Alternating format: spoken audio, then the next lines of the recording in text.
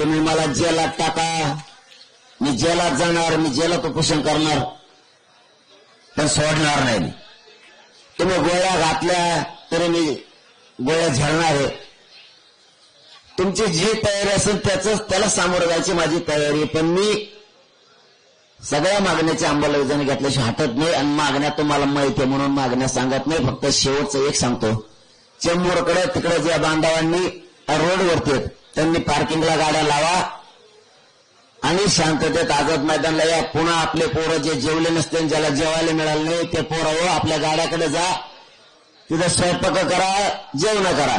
एका दिवस आपल्याला जेवायला सुद्धा मुंबईतल्या जे मराठा बांधव आहेत त्यांना सरकार आणू देत नसेल, त्यांच्यावर दबाव असेल म्हणून जर इथल्या बांधवांनी आपल्याला आणून नाही दिलं जेवायला मराठ्याच्या, पूर्ण मुंबई म्हणतो महानगरातले, नाराज होण्यापेक्षा आपल्या गाड्याकडे जा, आपल्या 2 टायमाला जेवायला तरी जा, आपलं खा आणि गाडीतच झोपा, सकाळी पुन्हा ये जा करता येईल.